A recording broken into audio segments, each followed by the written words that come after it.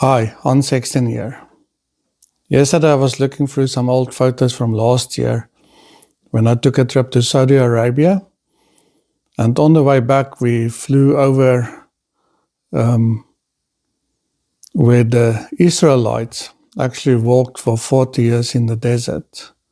And when you look at it, it's extremely dry and there's lots of water, which is the ocean, which you can't use to drink or plant anything.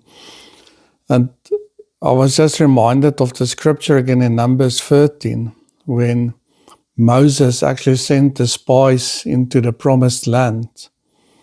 And I'll just quickly read that part. It's from verse 27.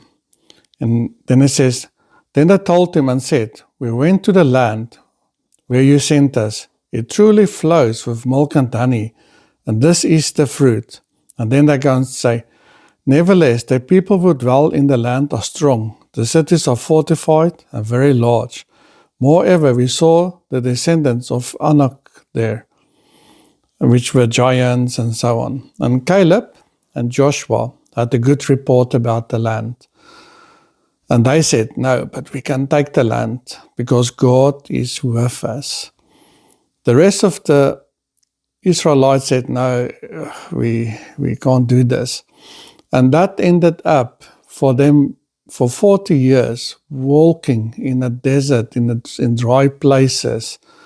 And that generation did not enter into the promised land, but the next generation only entered into the promised land. Again, with a miracle of the river opening up with dry land, and just like with the Red Sea. And I was so reminded about that we sometimes get into this space where we look at the promises that God has given us. And the only thing we sometimes see is the giants, the fortified cities in your heads about the challenges that lays ahead when we will engage into what God has promised us. But what Caleb and Joshua saw was the fruit of the land. They saw and said, "This place has milk and honey. It's like a paradise for us. All we need to do is go over and take it because God will be with us."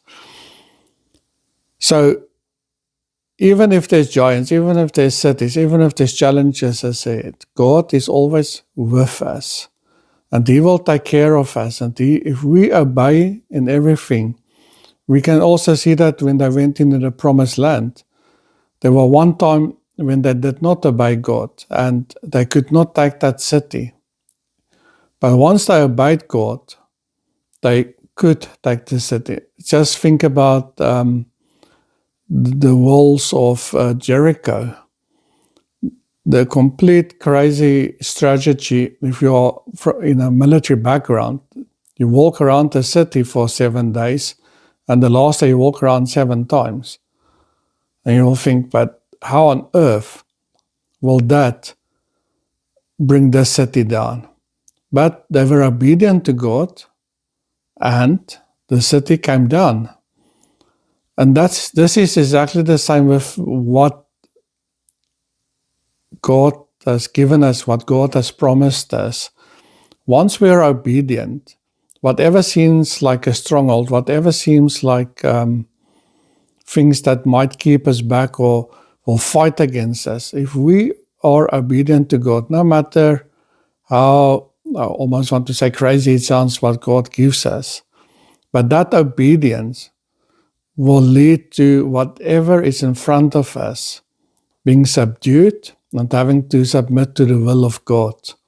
So I just want to encourage you all today that let us hold on to those promises that God has given us, the prophetic words. And on that issue, I just have to say this. When you receive a prophetic word, it is always good to at least have another 2 witnesses.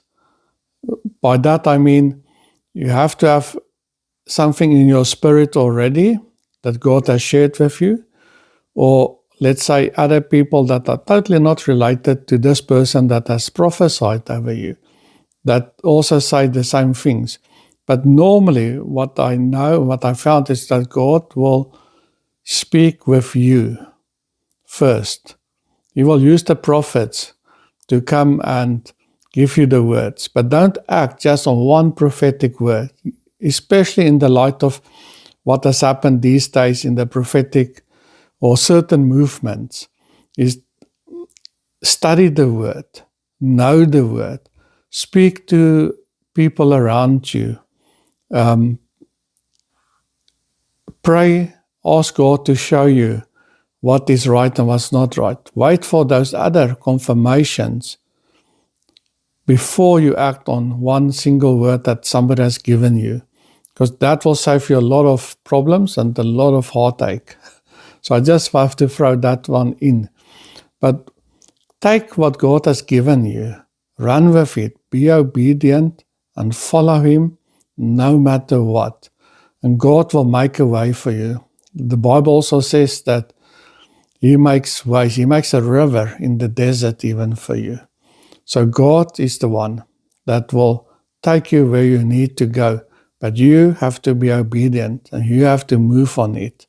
So I just want to encourage you, stay strong, stay focused, believe in God, pray every day, and answer the call so that people might get to know God, that people might see God, that people might see the power of God.